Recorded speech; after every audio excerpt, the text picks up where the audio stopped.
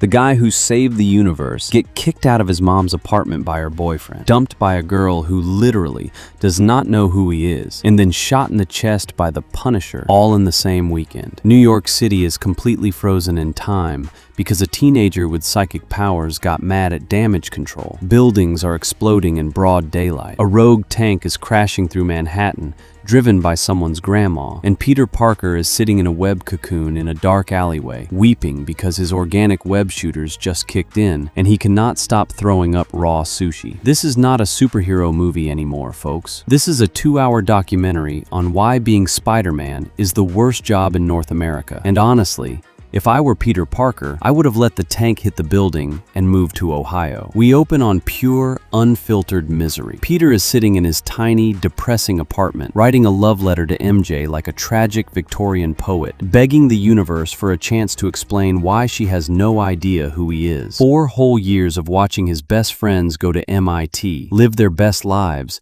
and host parties in Manhattan while he swings around in the rain fighting guys named Boomerang and Tarantula and working with Detective Gene DeWolf like he is a 1940s noir detective. He has nothing. No money, no friends, no Avengers health insurance, and apparently no luck, because the second he steps outside, a full-sized military tank comes blasting down 5th Avenue. And who is chasing the tank? Frank Castle. The Punisher is out here trying to run over a tank in his own truck like this is Grand Theft Auto. Spidey knocks Frank out of his vehicle to stop him from committing extrajudicial murder, but the tank smashes right into the Department of Damage Control anyway. Peter rips open the hatch, expecting a warlord or a supervillain, and who is inside? An old lady. A literal senior citizen who is being telepathically controlled like a remote control car. The telepath jumps from the grandma into a security guard, redirects a high-level prison transport to let Scorpion walk free, and then casually mentions there is a bomb in the tank before hopping bodies and vanishing. The whole building blows up. Day 1 on the job, and Peter is already failing miserably. So Peter decides to get some leads. Where does a guy dressed in red spandex go to find a rogue telepath? A Russian bathhouse, of course. He meets Yelena Belova, who immediately forces him to strip down to his underwear just to talk. She tells him damage control has been hit 4 times by people looking for something called VMAX. Peter goes to damage control to talk to the head honcho, Bill Metzger,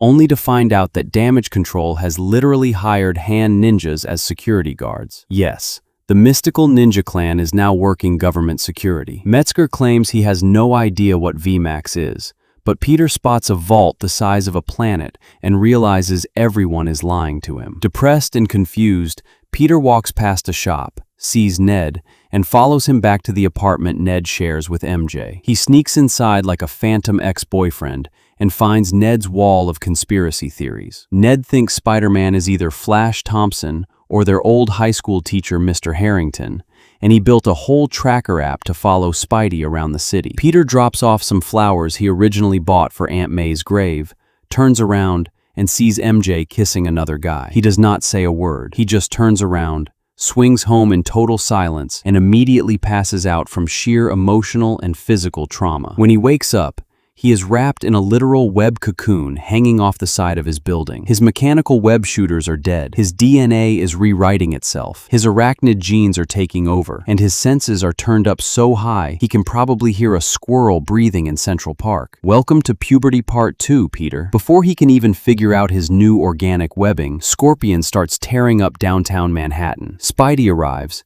gets his teeth kicked in for 5 minutes, and then lets his freakish spider instincts take total control. He grabs Scorpion, slams him around like a rag doll, rips his mechanical tail clean off, and accidentally smashes him into a police cruiser, brutally injuring a cop inside. Peter looks down, realizes the telepath was controlling Scorpion the whole time, and freezes in horror at what he just did. Horrified by his own violence, Peter runs to a university to find Bruce Banner. Bruce is wearing an inhibitor bracelet to keep the Hulk inside, trying to teach physics to a room full of college kids who only care about Thor and Captain America. Peter asks Bruce how to build a mutant inhibitor so he can stop his own body from mutating and build one for the telepath. But the telepath is not waiting around. She finds Peter, taunts him, and threatens MJ. Peter swings through the city scanning brainwaves, figures out the telepath has a 33-foot range limit, and stops a mind-controlled helicopter from crashing. Then he rushes to MJ's apartment,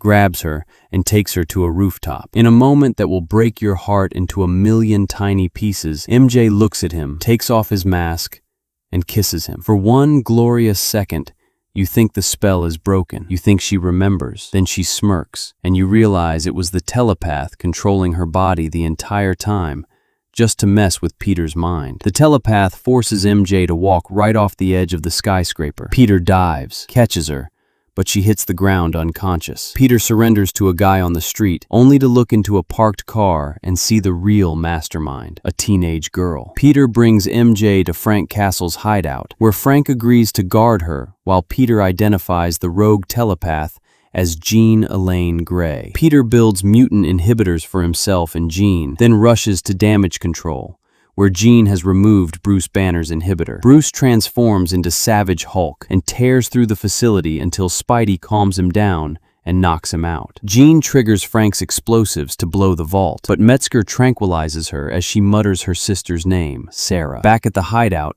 MJ finds Peter's love letter. He tearfully confesses his feelings, but MJ brutally reminds him she has no memory of him at all. However, when MJ offhandedly mentions having no recollection of their rooftop kiss, Peter realizes Metzger lied about Jean's true motives. Yelena Belova uncovers the truth. Damage Control kidnapped Sarah years ago after her and Jean's mutant powers manifested, and Sarah died in an experiment. At Damage Control, Metzger straps Jean to a machine to turn her into a living weapon. Spotting Sarah's corpse in the vents, Jean snaps, rips off her inhibitor, and emits a psionic shockwave that freezes all of New York City in time. Spidey breaks into the facility, removes his own inhibitor to fully embrace his power, and fights his way to Jean as she prepares to execute Metzger. Instead of attacking, Peter lets Jean probe his mind, sharing his memories of Aunt May and bond over shared grief. Touched, Jean lowers her weapons just as Frank fires a sniper round aimed at her head. Peter dives into the bullet's path, taking the high-caliber round straight to the chest. A remorseful Jean uses her powers to hold Peter's heart together, unfreezing the city as Frank rushes him to the hospital. Peter survives, and Frank steps out on the window ledge in Spidey's mask to wave to the cheering crowds outside, keeping Peter's identity secret. With Damage Control under federal investigation and Metzger on the run, Jean leaves the city to heal. Peter reconnects with Ned, who shows a brief flicker of recognition during their secret handshake. Finally, the credits reveal Ned's Spidey tracker going dark on Earth, only for the signal to blink back to life in deep space.